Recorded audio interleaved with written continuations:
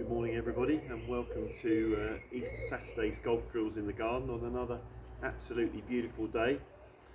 So today I would like to talk about some key fundamentals and go back to some real basics for you that are going to help you to develop all of the swing moves that we've been talking about for the last couple of weeks.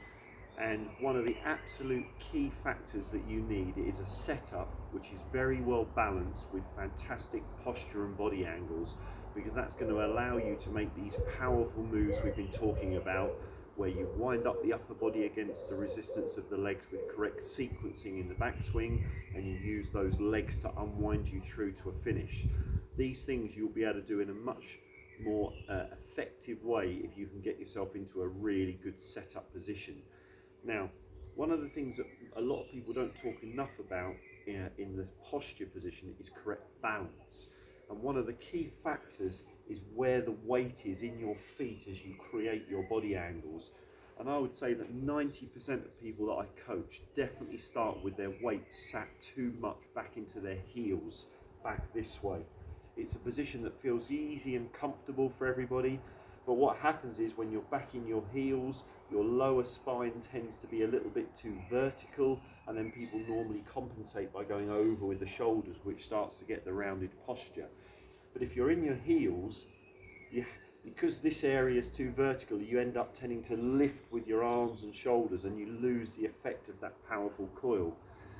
The other thing I see is where people's body weight moves between their heels and their toes during the course of the swing, which causes the upper body to get overly involved.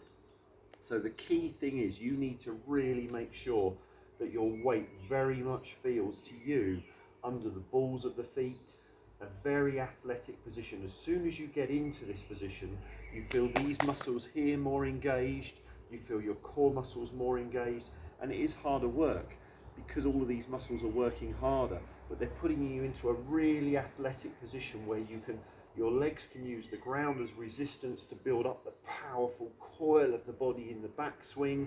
You can rotate rather than lift, and you can really start from those legs to start the powerful unwind. Now I've got some wobble pads here which clearly show me exactly when my weight's dead centered, because when you stand on these things, if your weight goes even slightly in your heels, then you're toppling back. So you really have to get this feeling of being over the balls of the feet, feeling these muscles and these muscles. Now most people that feels too far tipped over, but if it was, my feet would go that way. So to keep my feet flat to the ground, you're really having to create those body angles. So I want you to experiment with that. Get yourself in a position where you tip over, feeling the weight under the balls of the feet.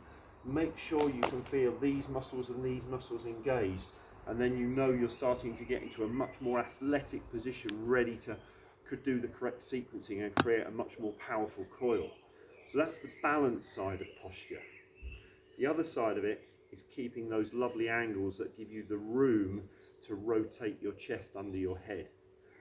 And the other key thing I see is two things with posture.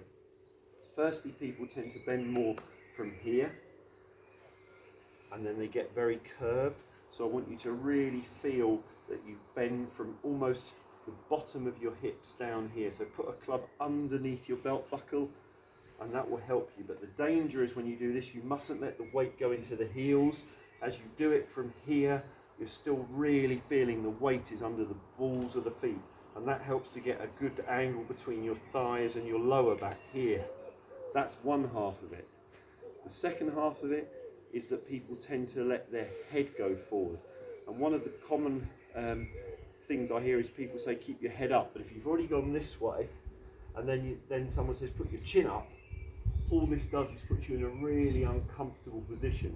So rather than chin up, I would say it's chin back.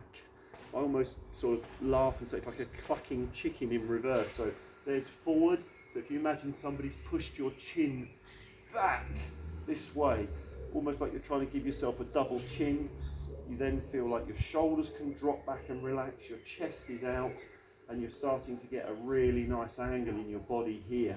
Now when you bend over, from imagining you're bending from down here, as you bend over, you've got to feel as if you keep your chin back, and that stops this position, chin forward, and now you haven't got that room for your chest to powerfully turn underneath your head. So chin back, shoulders back, over from underneath the belt buckle, feeling the weight through the balls of the feet, and now you're in a really athletic position, ready to start to wind away and create that powerful sequencing. So lots of feelings for you there to work on. Do it in front of a mirror, get someone at home to video you and look back at it. And the key thing with this, I go back to, it's all about developing feelings. So once you start to work out what these feelings are like, you've then got to start to build up a routine so that you can very quickly just go into that position automatically on the first tee without feeling you're having to twitch around, that it feels natural to you. And that's where lots of slow motion practice to develop that routine will help you with your garden drills. So have fun experimenting with that, and I'll see you tomorrow.